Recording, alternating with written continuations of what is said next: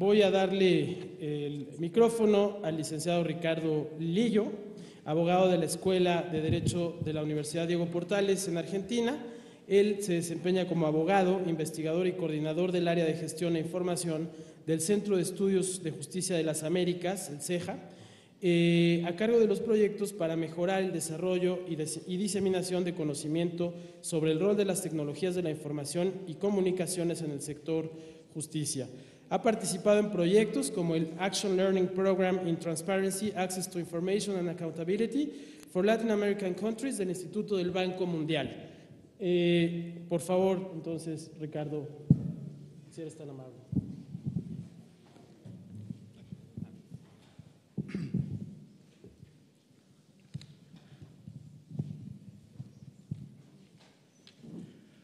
Bueno, primero que todo, voy a esperar coloquen la presentación.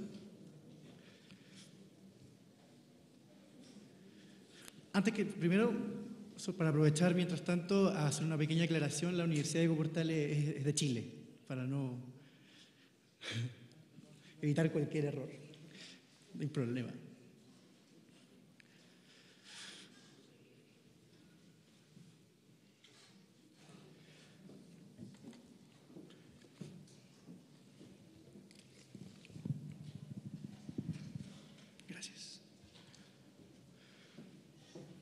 Bueno, quisiera partir agradeciendo primero que todo a los organizadores y por sobre todo felicitar el excelente trabajo que están haciendo. Creo que a los que solemos trabajar y organizar este tipo de eventos nos están dejando la vara muy alta. Nos han tratado muy bien, así que no quería dejar pasar la oportunidad de agradecerlo. Y dicho eso, para quienes no conocen, el CEJA, el Centro de Estudios de Justicia de las Américas, es un organismo internacional que pertenece al sistema interamericano, fue creado por resolución de la OEA y tiene por principal misión apoyar a los países miembros de la OEA en sus procesos de reforma y de modernización a la justicia, principalmente en la inclusión de juicios orales públicos y contradictorios. Es el punto de partida, entonces. Dicho eso, lo que les voy a contar, lo que les vengo a hablar, es sobre dos indicadores concretos que nosotros venimos trabajando en materia de transparencia y de relación del sistema de justicia con los ciudadanos, como una práctica concreta de manera de fomentar y promover transparencia y rendición de cuentas. Entonces, en primer lugar, y esto ya se ha dicho tanto el día de ayer como hoy día en la mañana, y no quiero perder mucho tiempo en esto, habíamos hablado que el derecho de acceso a la información fortalece el sistema democrático mediante una amplia circulación de ideas, mediante el control de las gestiones estatales, y eso permite un control de la corrupción, mayor rendición de cuentas, participación democrática. Pero además el derecho a acceso a la información tiene una importancia fundamental en la promoción y aplicación de otros derechos fundamentales, ya que permite a los ciudadanos conocer sus derechos y los mecanismos para protegerlos, como a su vez es una condición esencial para realizar derechos sociales de sectores vulnerables.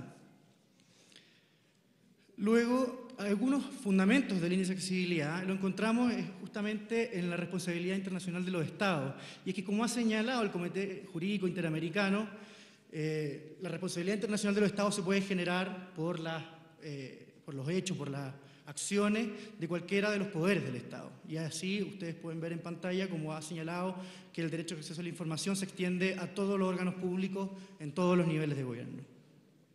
Por eso, ahora, y eso también es necesario considerar algunas particularidades del sistema judicial, ¿no? O sea, porque si bien la transparencia afecta a todos los niveles de gobierno, el sistema judicial tiene algunas particularidades que lo hacen tomar en consideración una mayor necesidad de rendir cuenta y de conectarse con los ciudadanos. En primer lugar, la forma de designación de autoridad y en general la poca participación o legitimidad democrática, de participación ciudadana me refiero, y luego el rol que están llevando a cabo hoy en día los jueces, que van mucho más allá de ser terceros imparciales. Muchas veces vemos como en distintos países de la región las resoluciones judiciales son verdaderas, influyen de manera directa en políticas públicas. Luego, la complejidad del sistema de justicia, porque como bien lo dije, es un sistema, o sea, y por lo tanto está compuesto de distintos organismos que tienen distintos roles, distintas funciones. O sea, por ejemplo, si hablamos del sistema penal. Encontramos tribunales, ministerios públicos, defensoría penal. La forma en que se va a rendir cuenta, de lo que se debe rendir cuenta, sin duda es distinto dependiendo de los roles del sistema, ¿no? Y por último, y una de las mayores dificultades, diría yo, es una visión tradicional de las instituciones del sector justicia. Primero, que suelen considerar objetivos abstractos, generales, por ejemplo, si hablamos de realización de la justicia, que son objetivos que, si bien son muy valorables, son muchas veces desconectados con la realidad, con realidades sociales más concretas y que son, por lo tanto, medibles y que, por lo tanto, es más fácil rendir cuentas respecto de ellas. Luego, una concepción, diría yo, tradicional de independencia muy fuerte, que incluso se traspasa a temas organizacionales, de gestión, etc.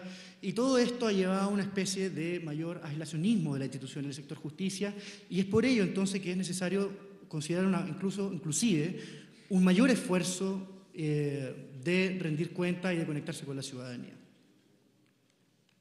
¿Qué cosas estamos midiendo con el índice de accesibilidad a la información judicial? Básicamente es una metodología de medición de existencia de información muy básica, es decir, de estándares de transparencia activa muy básicos que estamos evaluando para los sitios web, básicamente, de poderes judiciales y ministerios públicos.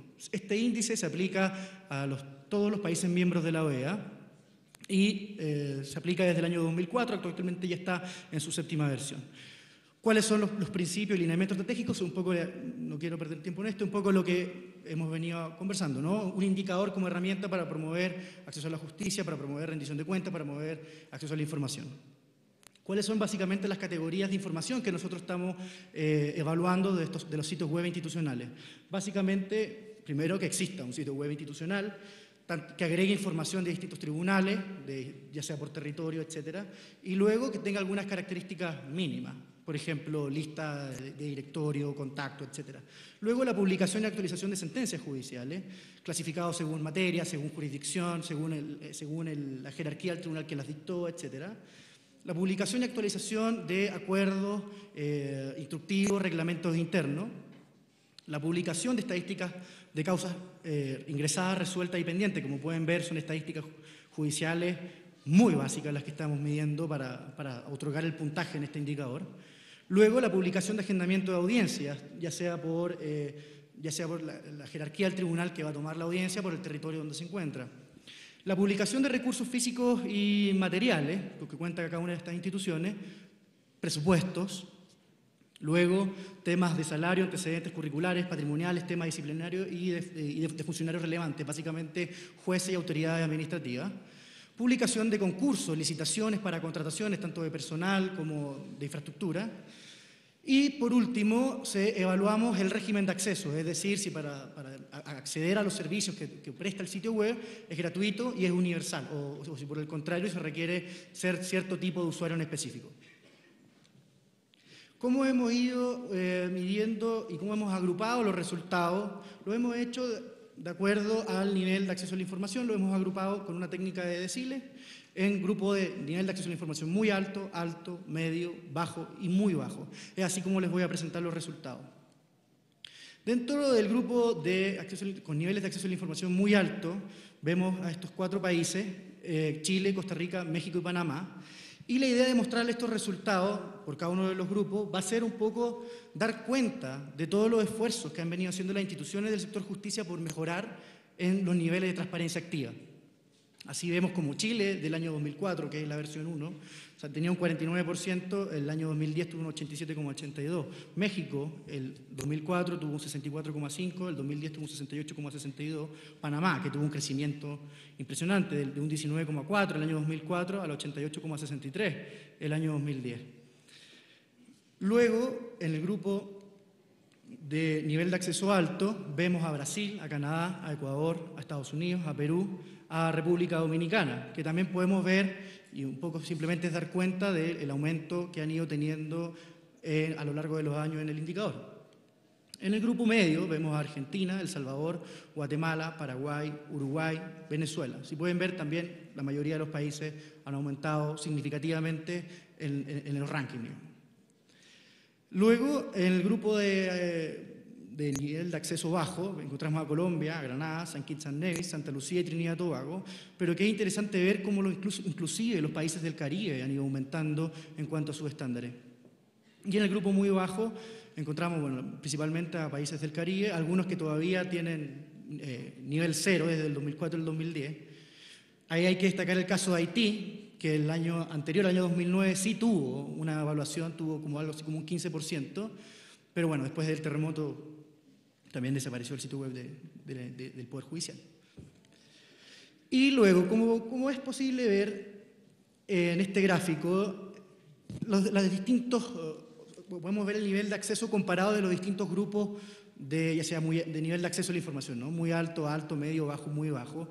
Y encontramos las principales categorías de información donde hace falta mayor esfuerzo de las instituciones por publicar, ¿no? Principalmente se refiere a información de agendamiento de audiencia, principalmente temas de publicación de recursos físicos y materiales con que cuentan las instituciones, presupuesto y muy fuertemente los temas de antecedentes curriculares, salarios, patrimoniales y temas disciplinarios. Es ahí donde está la mayor posibilidad de mejora de los diversos países. Sin embargo, lo que yo quería rescatar en el fondo es que sí ha habido un importante esfuerzo institucional en ir mejorando de acuerdo a estándares de transparencia activa. Aquí estoy mostrando los promedios regionales. América del Norte es quien se encuentra por sobre bastante de la media, digamos, de América. Luego América Central y América del Sur, que están bastante cerca de ella, y por debajo Caribe. Estos son los rankings, se ven muy poco, pero simplemente que, como yo sé que a todo el mundo le gustan los rankings, para el Poder Judicial los primeros 5 lugares, por ejemplo, son Panamá, Chile, Costa Rica, México y Perú. Para el Ministerio Público, Costa Rica, Perú, Colombia, Ecuador y Chile. Y en el resultado global, que es el ponderado de estos dos indicadores, Costa Rica, Chile, Panamá, Perú y Estados Unidos. De todas maneras, me suele pasar cuando muestro estos resultados que la gente suele decir, pero si estos países no son tan transparentes. Bueno, no hay que pedirle a los indicadores lo que no son. Este indicador solamente mide transparencia activa y un conjunto de información que se solicita básica está disponible en los sitios web. Entonces, con ese contexto y con ese prisma hay que leer estos resultados, ¿no? Luego, si bien hemos podido ir constatando este aumento en los niveles de transparencia, creemos que hoy en día ya es necesario dar un nuevo paso, a un nuevo indicador, porque no solamente es necesario, y más bien, ¿para qué queremos este nuevo indicador? Primero que todo porque nosotros antes estábamos hablando de instituciones consideradas como compartimentos estancos, ¿no? Medíamos Poder Judicial, medíamos Ministerios Públicos. Hoy en día queremos tener un indicador que nos permita ver o dar una visión respecto del sistema de justicia en su conjunto. Luego, fomentar el cambio en la relación de sistema-ciudadano. O sea, hemos podido ver que si bien cuando uno habla de transparencia, y uno habla de transparencia activa especialmente, la información que se publica suele ser destinada a cierto tipo de usuarios. Usualmente investigadores, usualmente gente que está interesada en el quehacer de la justicia a nivel global, pero no es información que, primero, no está orientada al ciudadano común y corriente, y tampoco está en un lenguaje que pueda entender el ciudadano común y corriente. Un nuevo esfuerzo que nosotros queremos hacer es un indicador que nos permita entonces medir los sitios web cómo se están comportando, pero bajo estándares del ciudadano común y corriente. Luego, la idea es promover un back office integrado, considerar las buenas prácticas en materia tecnológica. No basta con tener una página en blanco donde esté un listado de la información y que esté toda la información. La idea es que sea lo más, que cumpla ciertos estándares mínimos tecnológicos, ¿no? A la vez, tener un indicador que, como ya lo venimos haciendo, que primero nos permita valorar los esfuerzos que vienen haciendo las instituciones del sector y luego promover un proceso de automejora a través de metodología absolutamente abierta y disponible para las personas especialmente para las personas que están, por ejemplo, a cargo de los sitios web institucionales, ¿no?